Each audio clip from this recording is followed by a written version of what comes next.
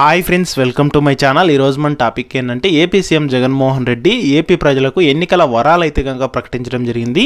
మహిళల బ్యాంక్ ఖాతాల్లోకి 5 పథకాలకు సంబంధించిన నిధులైతే కనుక విడుదలైతే చేయబోతున్నారు. అందులో భాగంగానే 15,000, అదేవిధంగా 18,000, 13,000, ఇక 20,000, మరికొందరికి 13,000 రూపాయలు అయితే కనుక డబ్బులు అయితే జమ చేయబోతున్నారు. సో ఈ పథకాలు ఎప్పుడెప్పుడు ప్రారంభించబోతున్నారు, ఎవరెవరికి డబ్బులు జమ చేయబోతున్నారు, దానికి సంబంధించిన పూర్తి ఇన్ఫర్మేషన్ అనేది వీడియోలో అయితే తెలుసుకుందాము. వీడియోని అయితే స్కిప్ చేయకుండా చూడండి. వీడియోలోని ఇన్ఫర్మేషన్ నచ్చినట్లయితే లైక్ చేయండి. చాలామంది వీడియోస్ చూస్తున్నారు కానీ లైక్ అయితే చేయట్లేదు. మీరు ఎన్ని లైక్స్ ఇస్తే నాకు అంత సపోర్టివ్గా ఉంటుంది, వీడియో కూడా ఎక్కువ మందికి చేరుతుంది, తద్వారా ఇన్ఫర్మేషన్ అనేది ఎక్కువ మందికి అయితే తెలుస్తుంది అనమాట. వీడియో నచ్చినట్లయితే ఛానల్ని సబ్స్క్రైబ్ చేసుకొని రెగ్యులర్గా అయితే ఫాలో అవ్వండి. ఇక టాపిక్లోకి వెళ్ళిపోదాము. ఏపీ రాష్ట్ర వ్యాప్తంగా ఎన్నికల ముందు ప్రజలకైతే కనుక ఎన్నికల వరాలను అయితే కనుక సీఎం జగన్మోహన్ రెడ్డి ప్రకటించడం జరిగింది. అంటే మనకు ఎన్నికలు అయితే కనుక రాబోతున్నాయి కదా. సో ఈ ఎన్నికలు కూడా మనకు ఏప్రిల్ 16 లేదా 19వ తేదీ ఈ మధ్యలో జరిగే అవకాశం ఉందని చెప్పి న్యూస్ అయితే రావడం జరుగుతుంది. ఇక మరొక 2 వారాల్లో ఎలక్షన్ కోడ్ కూడా వచ్చే అవకాశం అయితే ఉంది. అంటే మార్చి 10వ తేదీ లోపు ఎలక్షన్ కోడ్ వచ్చే అవకాశం ఉందని కూడా అయితే న్యూస్ రావడం జరిగింది.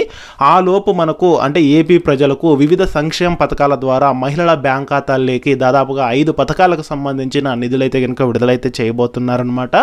అందుకు సంబంధించి డేట్లు కూడా అయితే అనౌన్స్ చేయడం జరిగింది.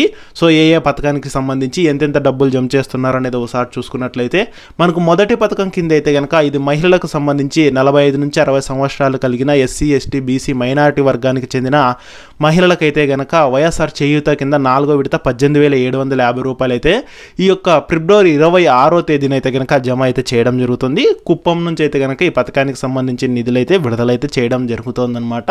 మొదటి పథకం ఇది. ఇక రెండో పథకం చూసుకుంటే కనుక ఇదే నెల 26వ తేదీన అంటే ఫిబ్రవరి 26వ తేదీన మనకు రైతులకు సంబంధించి వైఎస్ఆర్ రైతు భరోసా పీఎం కిసాన్ పథకంలో భాగంగా కేంద్ర ప్రభుత్వం పీఎం కిసాన్ 16వ విడతకు సంబంధించిన 2,000 రూపాయలు అయితే కనుక విడుదలైతే చేయబోతోంది.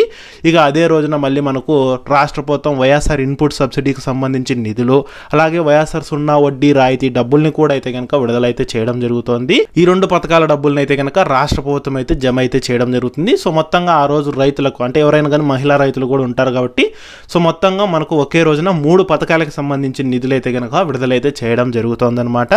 ఇక వీటి తర్వాత మళ్ళీ మనకి ఏంటంటే కనుక మార్చి మొదటి వారంలో అంటే మార్చి 3వ తేదీ కానీ 4వ తేదీ కానీ మనకు ఏపీ రాష్ట్ర ప్రభుత్వం ఈబీసీ నేస్తం పథకానికి సంబంధించి 15,000 రూపాయలు అయితే విడుదల చేయడం జరుగుతుంది.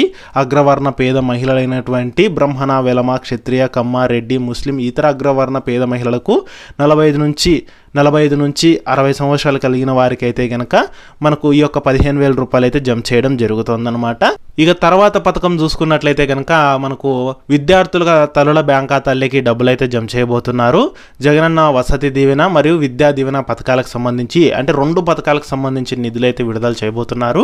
ఇందులో భాగంగా మనకు జగనన్న విద్యా దీవెన అండ్ వసతి దీవెన ద్వారా డిగ్రీ ఆపైన చదివే విద్యార్థులకు, డిప్లొమా, ఐటీఐ చదివే విద్యార్థులకు అయితే కనుక వసతి దీవెన కింద అయితే కనుక ఆ యొక్క వసతి ఖర్చుల కోసం 10,000 రూపాయలు, 7,500 రూపాయలు, 5,000 రూపాయలు, అలాగే విద్యా దీవెన కింద అయితే కనుక ఫీజు రియంబర్స్మెంట్ కింద అయితే కనుక టోటల్ కాలేజ్ ఫీజుని 4 విడతల్లో జమ చేస్తారనమాట. ఈ రకంగా మనకు డబ్బులు అయితే విడుదల చేయబోతున్నారు. ఈ 2 పథకాలను మనకు ఒకే రోజున విడుదల చేసే అవకాశం అయితే ఉంది. సో మార్చి 10వ తేదీ లోపు ఎలక్షన్ కోడ్ వచ్చే అవకాశం ఉందని చెప్తున్నారు కాబట్టి అంతకు ముందుగానే ఈ పథకాలకు సంబంధించి నిధులు అయితే విడుదల అయితే చేయబోతున్నారు. మనకు విద్యార్థుల తల్లుల బ్యాంక్ ఖాతాల్లోకి అయితే కనుక జమ అయితే చేయడం జరుగుతుంది. ఈ రకంగా మనకు 5 పథకాలకు సంబంధించిన నిధులైతే కనుక ఈ డబ్బులు అయితే విడుదలైతే చేయబోతున్నారు. ఈ పథకాలకు సంబంధించి ఏ చిన్న అప్డేట్స్ వచ్చినా నేను తప్పకుండా మన ఛానల్లో అయితే పోస్ట్ చేస్తాను. అవి మీరు మిస్ కాకుండా ఉండాలంటే ఛానల్ని సబ్స్క్రైబ్ అయితే చేసుకోండి.